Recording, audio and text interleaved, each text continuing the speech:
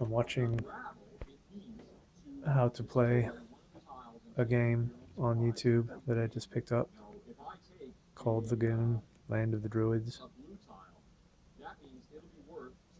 It looks like it could be pretty fun. It's kind of pathetic, really. I have a veritable mountain of tabletop games, and I never get to play them. I'll buy one and read the directions upside down, backwards, with my eyes closed, underwater, over and over again, and do a kind of solo dry run, sometimes several times, but I never actually get to play the game. And for some reason, I keep buying them. For a while, I honestly thought that something like this would be a good jumping off point for being social and meeting people or whatever, but it's proven to be quite the opposite. But by no means a hoarder, and I only say that in the respect that I like to share.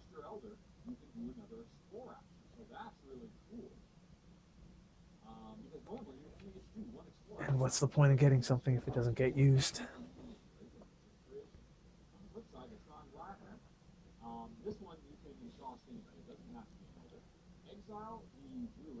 I was thinking I might go back tomorrow night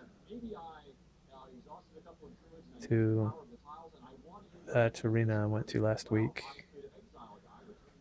only because I've got nothing better to do. I tried my damnedest to find someone to accompany me or to share the experience with, but that obviously never works.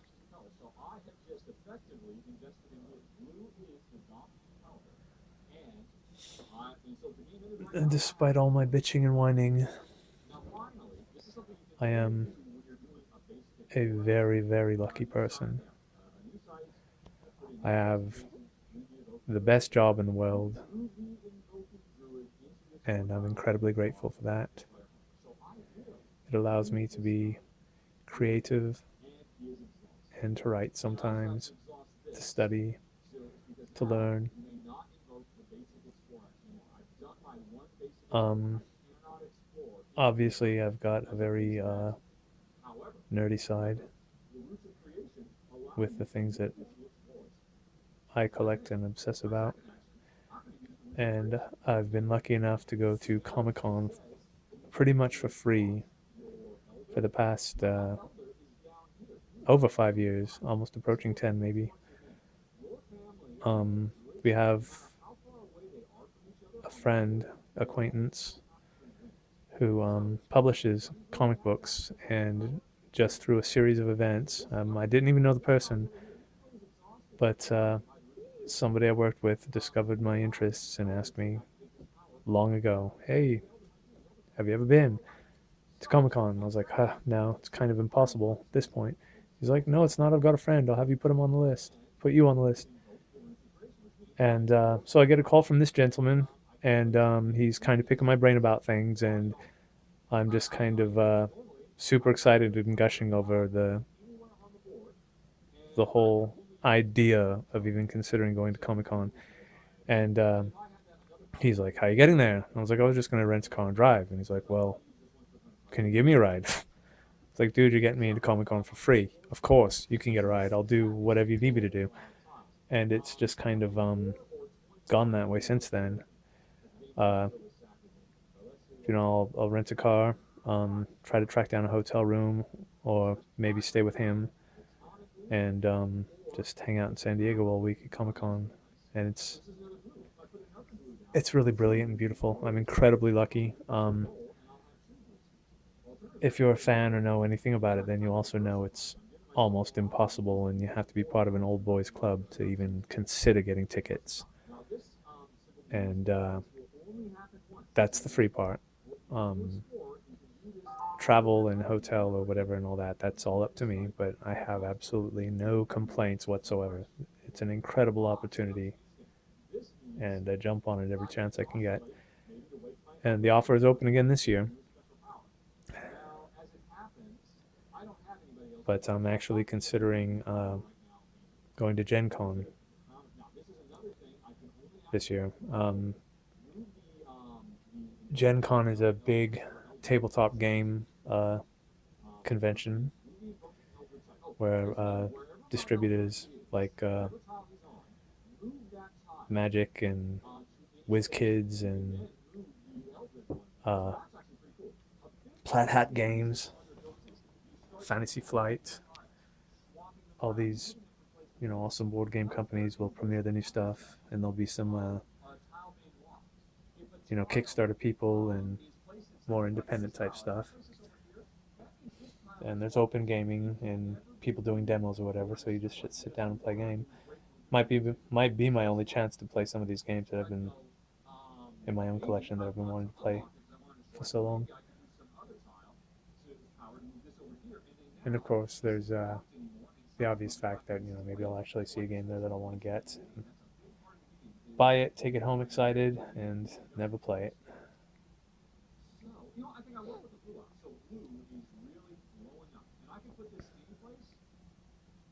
And I've kind of loosely done the math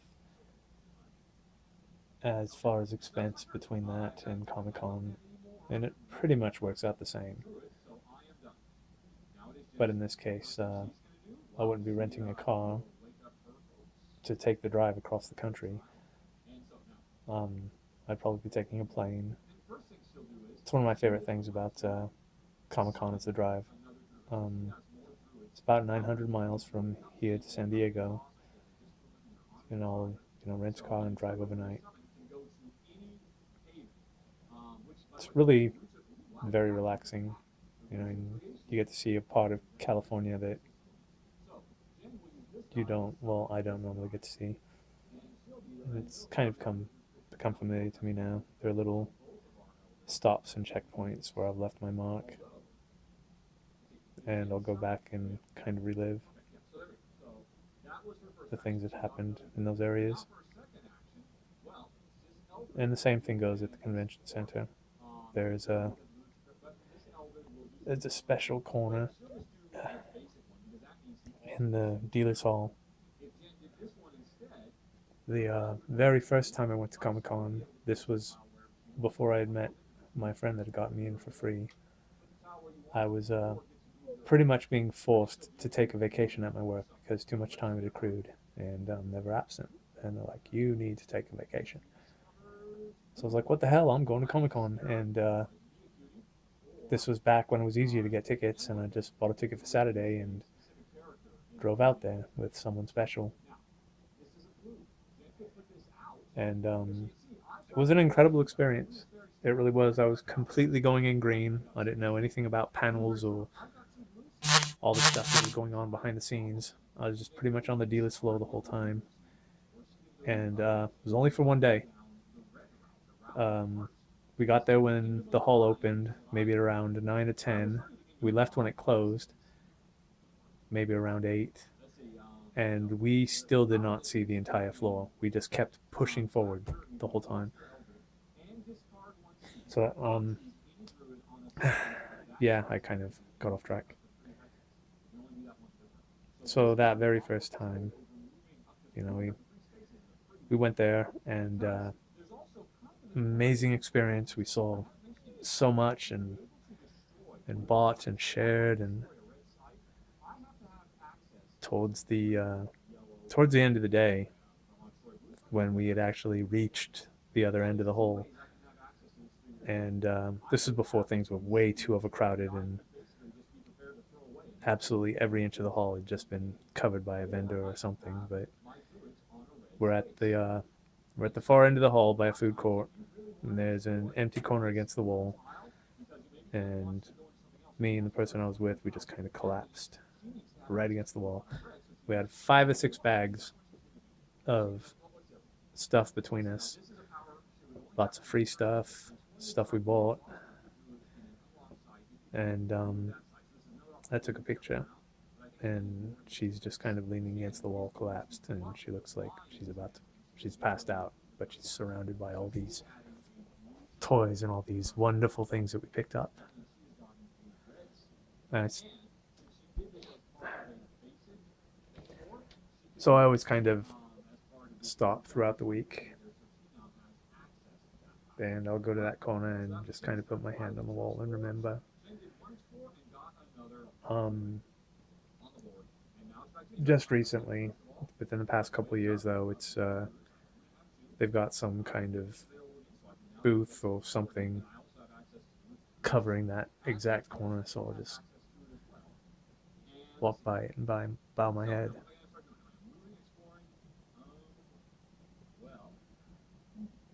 We have an ancient acquaintance that lives in Indiana, and apparently he's really close to the Gen Con convention area. So that might save us an expense. That's still something I have to look at, though.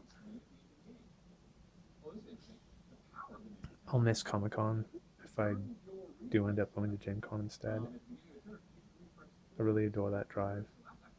And believe it or not, I've actually made some friends with vendors down there. People that, no matter how over the top dressed up I am or whatever, they always recognize us, and they're always really nice. They call us by name, and we talk. They ask about things that we talked about last year. They remember us, and they're very kind. One of our favorite vendors, one of these people we're talking about, is a vendor called Steam Crow. And we ran into them for the first time in San Francisco back when we had WonderCon. And, throughout the weekend, I would keep going by their booth and buying stuff. And it's a couple, gentleman and his wife, both incredibly kind, Daniel and Donna. And yeah, every time I saw them after that, they always remembered me. And last year, Donna could immediately tell that there was something very wrong with us. And she kind of asked us about it, and I kind of gave an answer. And she looked genuinely concerned for us. We don't get that a lot. And then she said, there's something I wanted to give you. We forgot to last year.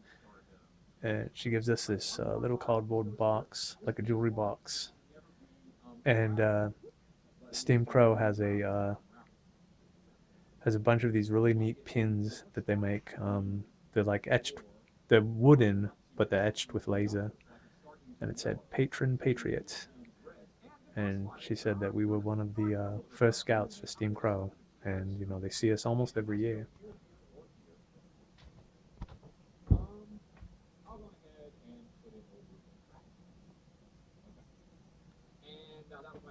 And she gave us a pin, gave us a big hug.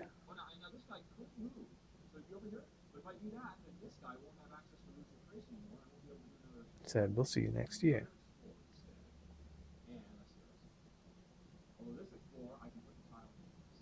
And actually, maybe I won't. I'll regret that, but might be interesting to go to a new venue.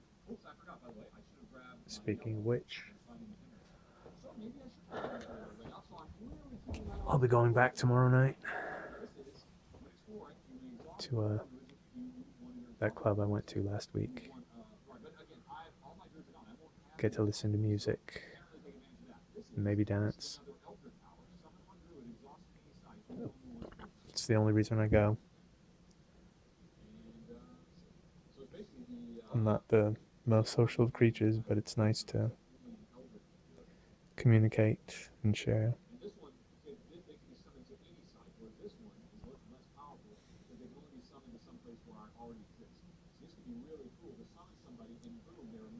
Maybe if I get home early enough, I'll do a review on that.